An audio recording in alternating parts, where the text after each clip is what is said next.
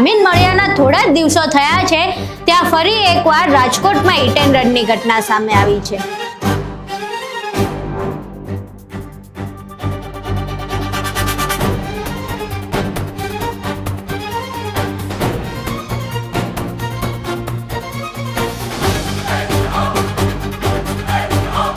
Hit and રનમાં એક આધેડ દ્વારા 4 થી 5 લોકોને ફંગોળી દેવાનો આરોપ છે।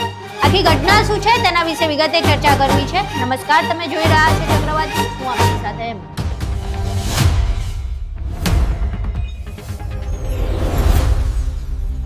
રાજકોટમાં ફરી એકવાર હિટ એન્ડ રનની ઘટના સામે આવી છે। યાજ્ઞિક રોડ ઉપર અડધી રાત્રે એક આધેડ દ્વારા બેફામ ગાડી ચલાવવામાં આવી હતી। આ ગાડી દ્વારા તેમણે 4 થી 5 લોકોને અડફેટે લીધા હતા।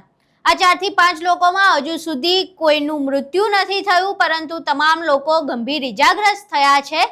જ્યારે તેમણે 4 થી 5 લોકોને અડફેટે લીધા ત્યારબાદ સ્થાનિકો ત્યાં એકઠા થઈ ગયા। તુરંત જ ગાડીનો દરવાજો ખોલવામાં આવ્યો। જે વ્યક્તિએ અકસ્માત સર્જ્યો હતો તેને માર મારવામાં આવ્યો અને ત્યારબાદ પોલીસને બોલાવવામાં આવી। અહીં પહેલા એ તમામ દ્રશ્યો જોઈએ।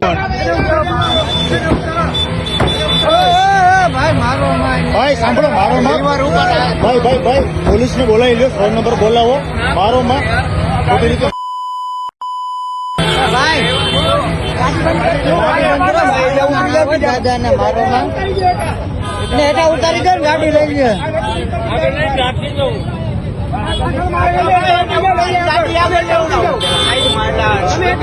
બીજા આગારીઓ બધાય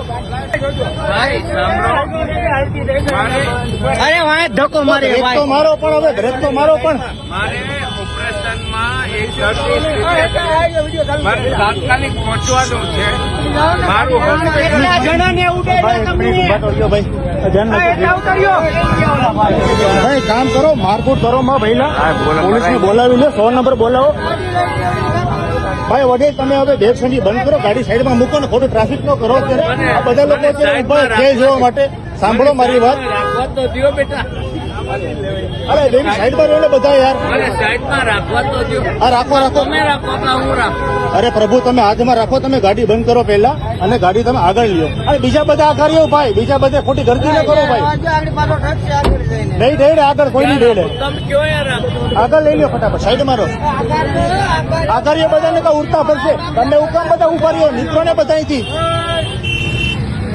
બધા નીકળો ને ખોટા ખોટા બધા લેતા ફરશે ટ્રાફિક ન કરો ખોટા બધા પછી ખેલ જોવા વાળા બધા ઘરે જાય છે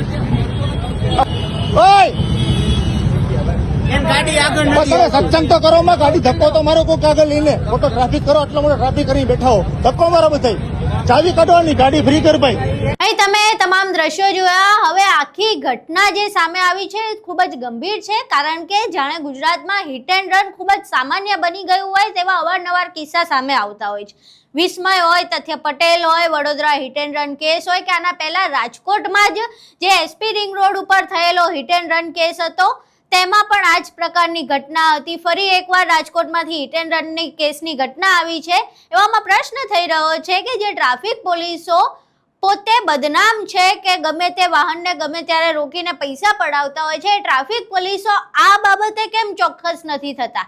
શા માટે આ પ્રકારે નિયમોના વિરુદ્ધમાં આવી રીતે અવારનવાર હિટ એન્ડ રનની ઘટના સામે આવી રહી છે? ગુજરાત પોલીસ શા માટે કોઈ નક્કર કાર્યવાહી નથી કરતું કે જેના કારણે હિટ એન્ડ રનની ઘટના અટકે? અવારનવાર આપણે આવી હિટ એન્ડ રનની ઘટના જોઈએ છીએ। સદભાગ્ય આમાં કોઈનું મૃત્યુ નથી નીપજ્યું, પરંતુ આ ઘટના એટલી ગંભીર હતી કે આમાં કોઈનું પણ મૃત્યુ નીપજી શકતું હોત। કોઈ એકની બેફામ ગાડી હકારવાની આદતના કારણે અનેક લોકો જીવ ગુમાવે છે। તથ્ય પટેલના કેસમાં પણ આપણે જોયું હતું। આના પહેલા રાજકોટમાં પણ હિટ એન્ડ રનની ઘટના સામે આવી હતી। ફરી એકવાર રાજકોટમાં હિટ એન્ડ રનની ઘટના સામે આવી છે। તેમ છતાં આ સમગ્ર બાબતે કોઈ પણ નક્કર કાર્યવાહી કરવામાં આવતી નથી।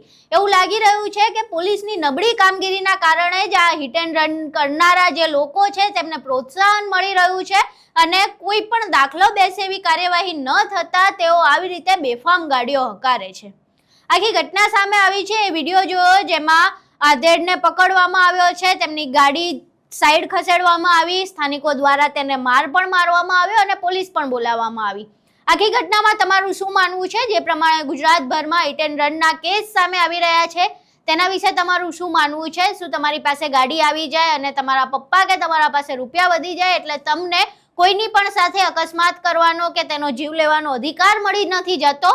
એ વાત લોકોને નથી સમજ પડતી. તેની પાછળનું કારણ શું છે?